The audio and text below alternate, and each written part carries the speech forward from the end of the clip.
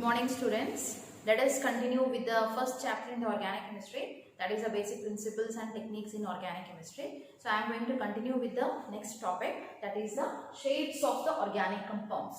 The shapes of the organic compounds depends upon hybridization. So even though you have not heard about this hybridization process, so we are going to introduce you to the process of hybridization in details in organic chemistry. So I am going to tell you about the definition of the definition of the hybridization in organic chemistry, and then give you brief introduction of the hybridization.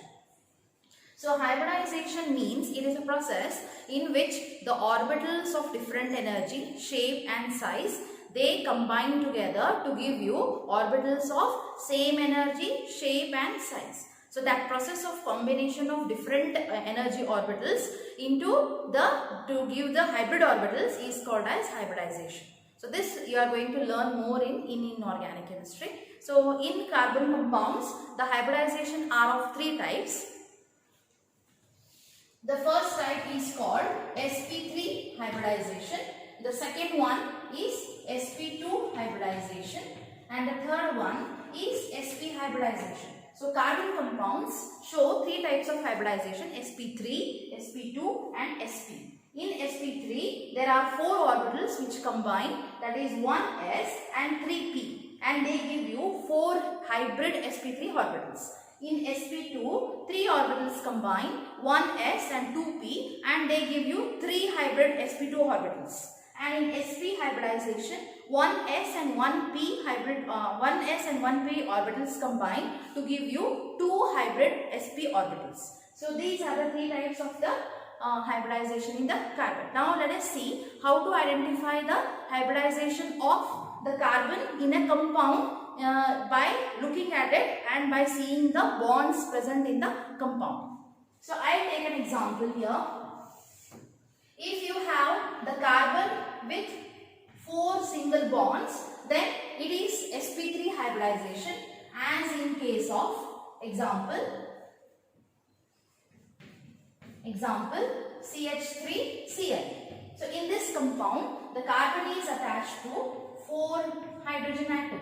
three hydrogen atoms, and fourth one is Cl. So here the carbon is showing four single bonds, and therefore we say that the carbon is undergoing sp3 hybridization.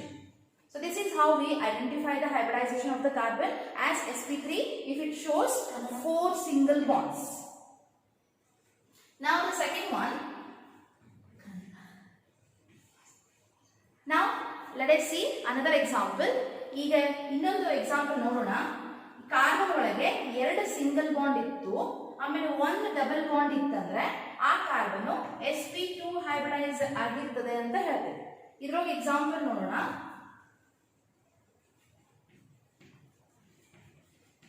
CH2 double bond CH2. ಈ compound ಒಳಗೆ ಇದು ethene, ಈ compound ಒಳಗೆ ಕಾರ್ಬನ್ಗೆ ಎರಡು hydrogen attach ಇದೆ, ಆಮೇಲೆ ಅದು ಇನ್ನೊಂದು ಕಾರ್ಬನ್ ಜೋಡಿ ಡಬಲ್ ಬಾಂಡ್ ಆಗಿದೆ. ಅದಕ್ಕೆ ಈ ಕಾರ್ಬನ್ sp2 ಹೈಬ್ರಿಡೈಸ್ ಆಗಿದೆ ಅಂತ ಹೇಳ್ತೇವೆ. ಅದೇ ತರ ಈ ಕಾರ್ಬನ್ sp2 ಹೈಬ್ರಿಡೈಸ್ ಆಗಿದೆ, ಯಾಕಂದ್ರೆ ಅದಕ್ಕೂ ಡಬಲ್ ಬಾಂಡ್ ಇದೆ. ಸೊ ಹೀಗಾಗಿ ನಾವು ಒಂದು ಕಾರ್ಬನ್ಗೆ ಎರಡು ಸಿಂಗಲ್ ಬಾಂಡ್, ಒಂದು ಡಬಲ್ ಬಾಂಡ್ ಇತ್ತಂದ್ರೆ ಆ ಕಾರ್ಬನ್ ಒಳಗೆ sp2 ಹೈಬ್ರಿಡೈಸೇಷನ್ ಆಗ್ತದೆ ಅಂತ ಹೇಳ್ತೀವಿ. ನಾವು ದ ಲಾಸ್ಟ್ ಎಕ್ಸಾಂಪಲ್, ಇನ್ನೊಂದು ಎಕ್ಸಾಂಪಲ್ ನೋಡೋಣ. ಮೂರನೇದು sp hybridisation. So sp hybridisation ಒಳಗೆ ಕಾರ್ಬನ್ ಕಂಪೌಂಡ್ಸ್ ಹೆಂಗಿರ್ತಾವೆ ಅಂತಂದ್ರೆ, ಕಾರ್ಬನ್ಗೆ ಒಂದು ಸಿಂಗಲ್ ಬಾಂಡ್, ಆಮೇಲೆ ಒಂದು ಟ್ರಿಪಲ್ ಬಾಂಡ್ ಇರ್ತದೆ. Example CH3C triple bond N. ಇದು ಸೈನೈಡ್ ಕಂಪೌಂಡ್. ಇದರೊಳಗೆ ಕಾರ್ಬನ್ ನೈಟ್ರೋಜನ್ ಜೋಡಿ ಟ್ರಿಪಲ್ ಬಾಂಡ್ ಆಗಿದೆ, ಅದಕ್ಕೆ ಈ ಕಾರ್ಬನ್ಗೆ ಹೈಬ್ರಿಡೈಸೇಷನ್ sp ಆಗಿದೆ ಅಂತ ಹೇಳ್ತೀವಿ. ಸೊ ಹೀಗಾಗಿ ನಾವು ಈ ಮೂರು ಎಕ್ಸಾಂಪಲ್ಸ್ ಒಳಗೆ ಕಾಣ್ತೀವಿ ಹೇಗೆ ನಾವು ಹೈಬ್ರಿಡೈಸೇಷನ್ ಅನ್ನ ಐಡೆಂಟಿಫೈ ಮಾಡಬಹುದು. ಸೊ ಇನ್ನೊಂದ್ಸಲಿ ನಿಮ್ಗೆ ಹೇಳ್ಕೊಡ್ತೀನಿ, ಇನ್ನೊಂದ್ಸಲ ಎಕ್ಸ್ಪ್ಲೈನ್ ಮಾಡ್ತೀನಿ ನೋಡ್ರಿ. ಕಾರ್ಬನ್ ಕಂಪೌಂಡ್ಸ್ ಒಳಗೆ ಕಾರ್ಬನ್ 4 ಸಿಂಗಲ್ ಬಾಂಡ್ ಇಟ್ಕೊಂಡಿದ್ರಂದ್ರೆ ಅದು sp3 ಹೈಬ್ರಿಡೈಸೇಷನ್. ಕಾರ್ಬನ್ ಕಂಪೌಂಡ್ಸ್ ಒಳಗೆ ಕಾರ್ಬನ್ಗೆ 2 ಸಿಂಗಲ್ ಬಾಂಡ್ 1 ಡಬಲ್ ಬಾಂಡ್ ಬಂದಿತ್ತಂದ್ರೆ ಅದು sp2 ಹೈಬ್ರಿಡೈಸೇಷನ್ ಆಗಿರುತ್ತದೆ. ಆಮೇಲೆ ಕಾರ್ಬನ್ ಕಂಪೌಂಡ್ಸ್ ಒಳಗೆ ಕಾರ್ಬನ್ಗೆ 1 ಸಿಂಗಲ್ ಬಾಂಡ್ ಆಮೇಲೆ 1 ಟ್ರಿಪಲ್ ಬಾಂಡ್ ಬಂದಿತ್ತಂದ್ರೆ ಅದು sp ಹೈಬ್ರಿಡೈಸ್ಡ್ ಆಗಿರುತ್ತದೆ ಅಂತ ಹೇಳಿದೆ. Let us see some examples for the identification of the hybridization of the carbon in the different organic compounds. So I am taking 5 examples to explain you the hybridization of the carbon. Let us begin with the first one. In this, the carbon is attached to 4 atoms, that is 3 hydrogen atoms and 1 chlorine atom. Therefore, there are 4 single bonds and therefore its hybridization is sp3.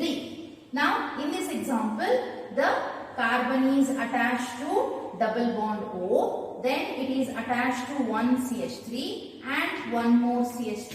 So, there are 3 carbon atoms here and this carbon atom is also attached to 3 hydrogens and this is also attached to 3 hydrogens and therefore this carbon is also undergoing sp3, this carbon is undergoing sp3, but this carbon, since it is showing double bond, therefore it is undergoing sp2 hybridization. In the same fashion, there are 2 carbons here. So let us open it up. So here the carbon is attached to 3 hydrogens, then it is attached to 1 carbon and it is attached to nitrogen by triple bond. So therefore this is undergoing sp3, this is undergoing sp because it is attached to nitrogen by triple bond and therefore it is undergoing sp hybridization. Now let us see here the hybridization of the different carbons in the compound. Here it is attached to 3 hydrogens by single bond, therefore it is sp3. Here it is attached to 1 hydrogen and double bond carbon, therefore it is undergoing sp2. Here also it is attached to a double bond, therefore it is undergoing sp2. Here also it is undergoing the sp2 hybridization because it is attached to carbon by double bond, therefore it is sp2. This is also attached to a double bond, therefore it is sp2 hybridized state. Now let us see the last example. Now here the carbon is attached to 3 hydrogen atoms, therefore by single bond, therefore it is sp3. Here it is attached to 2 hydrogen atoms and therefore it is sp3. Here it is attached to a double bond, therefore it is sp2. This is also attached to a double bond, therefore it is sp2. Here it is attached to a triple bond, therefore it is sp hybridized and here also it is attached to a triple bond, therefore it is sp hybridized.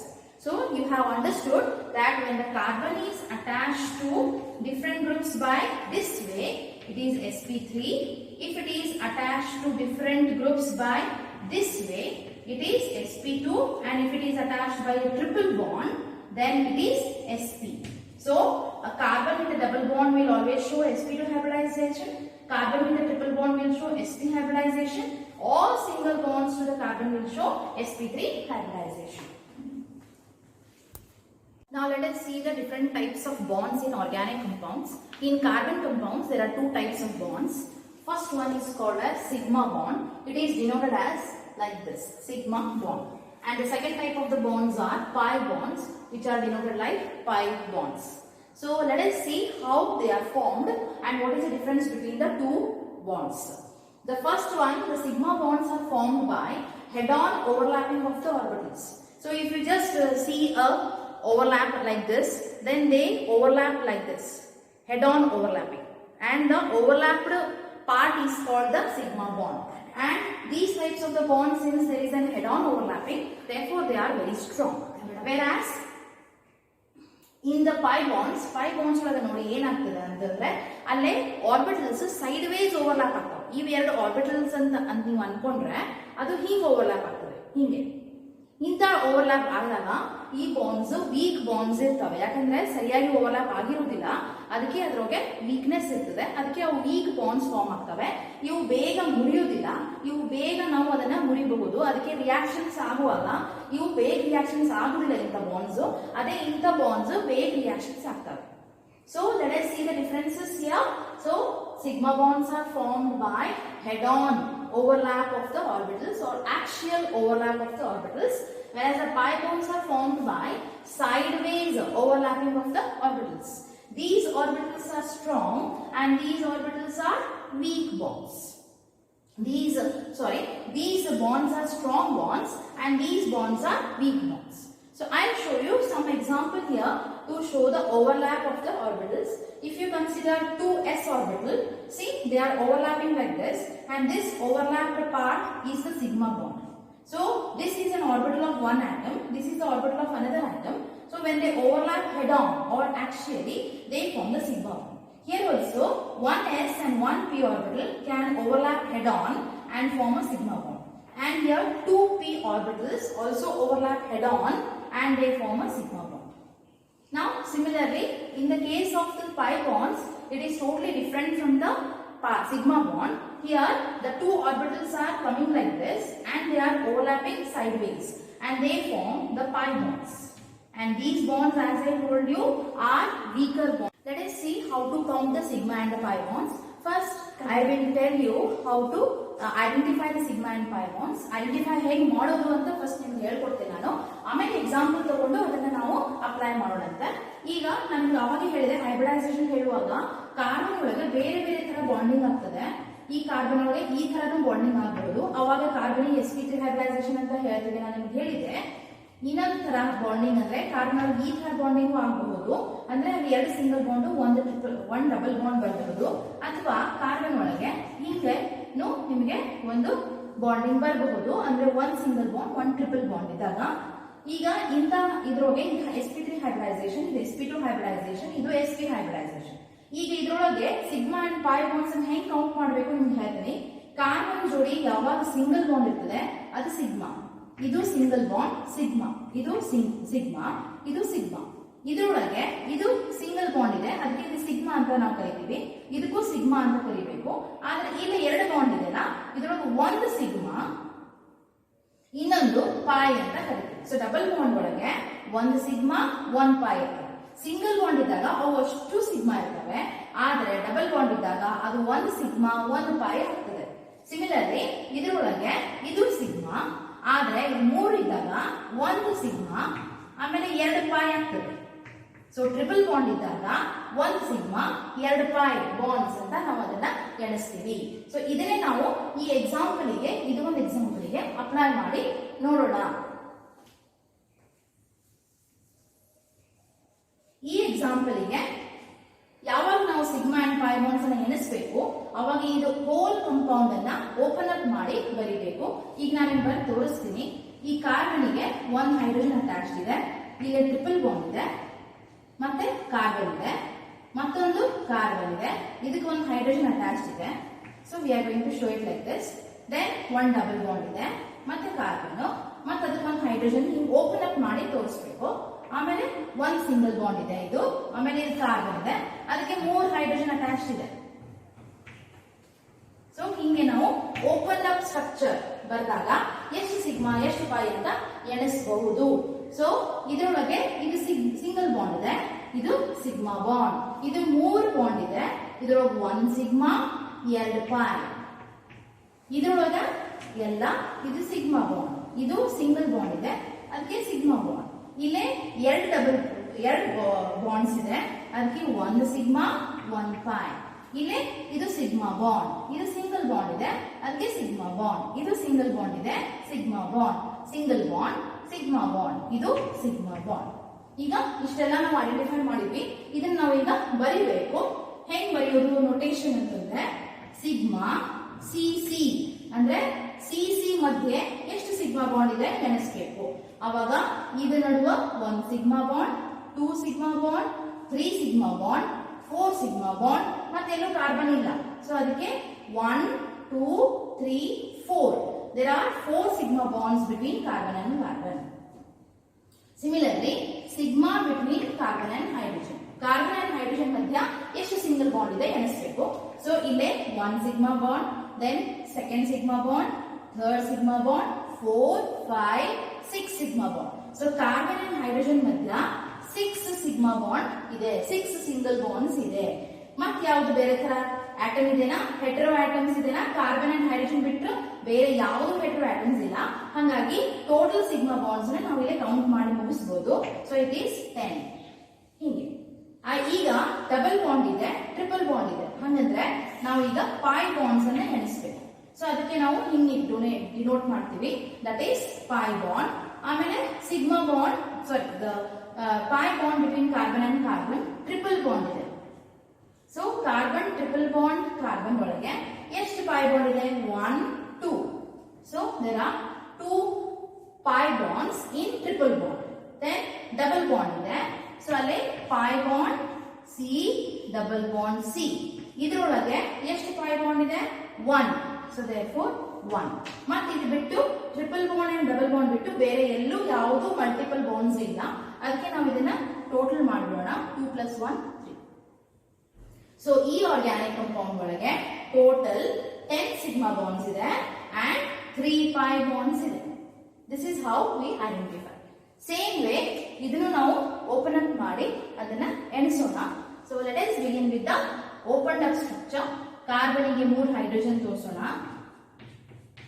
ಆಮೇಲೆ ಈ ಕಾರ್ಬನಿಗೆ 2 hydrogen ತೋರಿಸೋಣ. ಮತ್ತೆ ಇದು carbon, ಇದಕ್ಕೆ 1 hydrogen ಇದೆ, ನಡುವೆ double bond ಇದೆ. ಆಮೇಲೆ ಕಾರ್ಬನ್ ಇದೆ, 1 ಹೈಡ್ರೋಜನ್ ಇದೆ, ಆಮೇಲೆ ಕಾರ್ಬನ್ ಇದೆ, ಆಮೇಲೆ 3 ಬಾಂಡ್ಸ್ ಇದೆ, that is a triple bond ಇದೆ ವಿತ್ N. ಸೊ ಇದನ್ನ ಓಪನ್ ಅಪ್ ಮಾಡಿದಾಗ ಈಗ ಅದನ್ನ ಎಣಿಸ್ಲಿಕ್ಕೆ ಈಸಿ ಆಗ್ತದೆ. ಸೊ ಕಾರ್ಬನ್ ಅಂಡ್ ಕಾರ್ಬನ್ ನಡುವ ಎಷ್ಟು ಸಿಗ್ಮಾ ಬಾಂಡ್ ಅದ ಎಣಿಸೋಣ. 1, 2. ಇದು ಸಿಂಗಲ್ ಬಾಂಡ್, ಡಬಲ್ ಬಾಂಡ್ ಒಳಗೆ 1 ಸಿಗ್ಮಾ 1 ಪೈ ಆಗ್ತದೆ. ಸೊ ಇದು ನಾವು ಕಾರ್ಬನ್ ಕಾರ್ಬನ್ ಒಳಗೆ ಎಣಿಸ್ಬೇಕು ಅದನ್ನ. ಆಮೇಲೆ ಇದು ಇಷ್ಟು.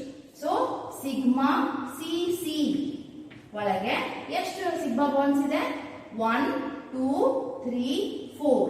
So there are 4 CC sigma bonds. ಈಗ CH ನೋಡೋಣ. Sigma CH bond. So C and H ಮಧ್ಯ ಎಷ್ಟಿವೆ? 1, 2, 3, 4, 5, 6, 7 ಇದೆ. ಸೊ C and H ಮಧ್ಯೆ 7 ಸಿಂಗಲ್ ಬಾಂಡ್ಸ್ ಇದೆ. ಮತ್ತೆ ಇನ್ನೊಂದು ಹೆಟೆರೋ ಆಟಮ್ ಇದೆ, ನೈಟ್ರೋಜನ್. ಅದು ಕಾರ್ಬನ್ ಅಲ್ಲ, ಹೈಡ್ರೋಜನ್ ಅಲ್ಲ, ಅದು ಬಿಟ್ಟು ಬೇರೆ ಒಂದು ಹೊಸ ಆಟಮ್ ಇದೆ, ಅದಕ್ಕೆ ಹೆಟೆರೋ ಆಟಮ್ ಅಂತ ಕರಿತೀವಿ. ಅದರ ನಡುವೆ ಒಂದು ಕಾರ್ಬನ್ ಅಂಡ್ ನೈಟ್ರೋಜನ್ ಅದು ಒಂದು ಸಿಗ್ಮಾ ಬಾಂಡ್ ಇದೆ, ಅದನ್ನು ಎಣಿಸ್ಬೇಕು. ಸೊ ಅದನ್ನ ನಾವು ಸಿಗ್ಮಾ ಸಿ ಎನ್ ಅಂತ ಕರಿತೀವಿ. ಸೊ ಇದ್ರೊಳಗೆ ಎಷ್ಟಿದೆ? 1. ಸೊ ಈಗ ಟೋಟಲ್ ಮಾಡೋಣ. ಬಟ್ ಬೇರೆ ಯಾವುದು ಬಾಂಡ್ಸ್ ಇಲ್ಲ ಈ ಸದ್ಯಕ್ಕೆ, ಸಿಗ್ಮಾ ಬಾಂಡ್ಸ್ ಯಾವುದು ಇಲ್ಲ, ಎಲ್ಲ ಕೌಂಟ್ ಮಾಡಾಗಿದೆ. ಸೊ ಅದನ್ನ ಟೋಟಲ್ ಮಾಡೋಣ. So it will be 12. Okay. Now let us see the pi bonds. So ಇಲ್ಲಿ ನಮ್ಮ ಮಲ್ಟಿಪಲ್ ಬಾಂಡ್ಸ್ ಕಾಣಿಸ್ಲಿಕ್ಕದ, ಒಂದು ಡಬಲ್ ಬಾಂಡ್ ಕಾಣಲಿಕ್ಕದ, ಒಂದು ಟ್ರಿಪಲ್ ಬಾಂಡ್ ಕಾಣಲಿಕ್ಕದ. ಸೊ ಅಲ್ಲಿ ನಾವು ಪೈ ಬಾಂಡ್ಸ್ ಇದೆ ಅಂತ ನಮ್ಗೆ ಗೊತ್ತಾಗ್ತದೆ. ಸೊ ಈಗ pi bond C double bond C, ಇದ್ರೊಳಗೆ 1 ಸಿಗ್ಮಾ ಹೋಯ್ತು, 1 ಪೈ ಉಳಿತು. ಸೊ 1.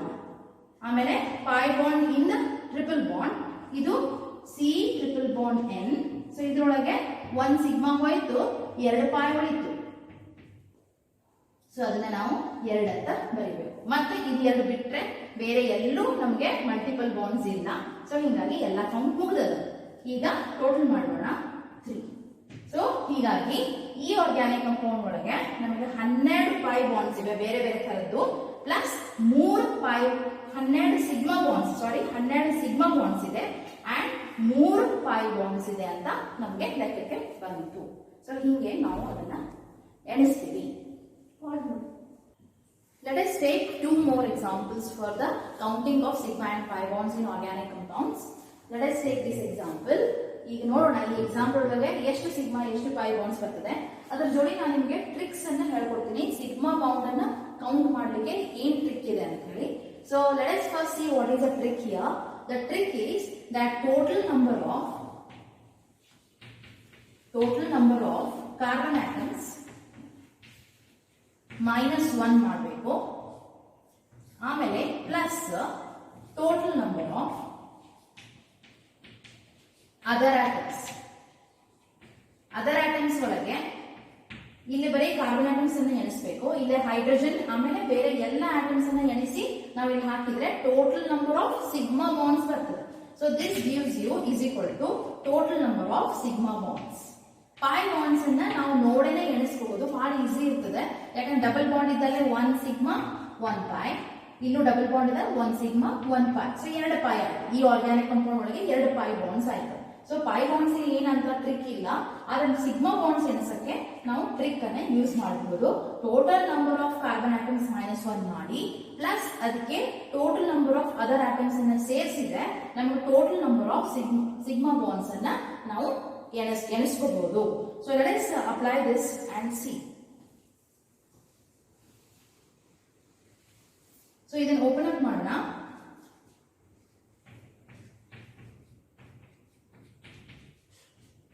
ನಿಮಗೆ ಗೊತ್ತಿದೆ ಈಗ ಹೆಂಗ್ ಓಪನ್ ಅಪ್ ಮಾಡ್ತೀವಿ ಅಂತ ಹೇಳಿ ಬಾಂಡ್ಸ್ ಅನ್ನ.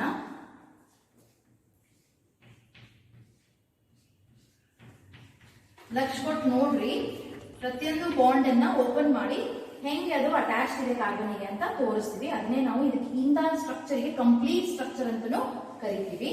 ಈಗ ಇದರೊಳಗೆ total number of sigma bonds is equal to sigma bonds ಎಷ್ಟಿವೆ ಅಂತ ಎಣಿಸ್ಲಿಕ್ಕೆ ನೀವು ಟ್ರಿಕ್ ಅನ್ನು ಯೂಸ್ ಮಾಡಿದಾಗ total number of carbon atoms ಎಷ್ಟಿವೆ? 1 2 3 4 5 ಕಾರ್ಬನ್ ಆಟಮ್. 5 ಕಾರ್ಬನ್ ಆಟಮ್ -1 ಮಾಡಬೇಕು plus total number of other atoms. Other atoms ಅಂದ್ರೆ ಹೈಡ್ರೋಜನ್ ಅಂಡ್ ಆಕ್ಸಿಜನ್ ಎಲ್ಲ ಸೇರಿ ಬಂತು 1 2 3 4 5 6 7 8 9. ಸೊ 9 ಇದೆ. So is equal to answer 5 - 1 4 ಆಗ್ತದ plus 9 is equal to 13 is the answer.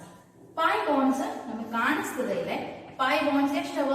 ಇಲ್ಲೇ open up ಮಾಡಿದಾಗ ಇಲ್ಲೊಂದು ಡಬಲ್ ಬಾಂಡ್ ಅದ, ಇಲ್ಲೊಂದು ಡಬಲ್ ಬಾಂಡ್ ಅದ, ಇದ್ರೊಳಗೆ ಒಂದು ಸಿಗ್ಮಾ ಹೋತು, ಒಂದು ಪೈ ಉಳಿತು, ಒಂದು ಸಿಗ್ಮಾ ಇದು ಕೌಂಟಿಗೆ ಬಂತು, ಒಂದು ಪೈ ಉಳಿತು. ಹಾಗಾದ್ರೆ 2 ಪೈ ಅದ. ಸೊ ನಾವು sigma pi bonds is equal to 2 ಅಂತ ಬರ್ಬಿಟ್ರೆ ಆಯ್ತು. ಸಿಗ್ಮಾ ಬಾಂಡ್ಸ್ 13 ಅವ, ಪೈ ಬಾಂಡ್ಸ್ 2 ಅವ. ಇಷ್ಟು ಆನ್ಸರ್ ಇದ್ರೆ ಮುಗಿತು. ಇದಕ್ಕೆ 2 ಮಾರ್ಕ್ಸ್ ಗೆ ನಾವು ಎಕ್ಸಾಮ್ ನಾಗ ಕಂಪಲ್ಸರಿ ಆಗಿ ಕೇಳ್ತೀವಿ. ತಿಳಿತಾ? ಇನ್ನೊಂದು ಎಕ್ಸಾಂಪಲ್ ನೋಡೋಣ. ಸಿಂಪಲ್ ಎಕ್ಸಾಂಪಲ್ ತಗೊಂಡಿನಿ, ನಿಮ್ಗೆ ಅರ್ಥ ಆಗಲಿ ಅಂತ ಹೇಳಿ. ಸೊ ಇದನ್ನು ಓಪನ್ ಅಪ್ ಮಾಡಿ ಕಂಪ್ಲೀಟ್ ಸ್ಟ್ರಕ್ಚರ್ ಬಂದ್ಮೇಲೆ ಅದು ಹಿಂಗ್ ಕಾಣ್ತದೆ. ಇದರೊಳಗಿನು ನಾವು ಸೇಮ್ ಟ್ರಿಕ್ಸ್ ಅನ್ನ ಅಪ್ಲೈ ಮಾಡಬಹುದು. ಸಿಗ್ಮಾ ಬಾಂಡ್ಸ್ ಎಷ್ಟವ ಅಂತ ನೋಡ್ಲಿಕ್ಕೆ total number of carbon atoms ಎಷ್ಟವ? 1 2, ಆಮೇಲೆ -1 ಮಾಡಬೇಕು, ಆಮೇಲೆ plus total number of other atoms ಎಣಿಸೋಣ. 1 2 3 4 5 6.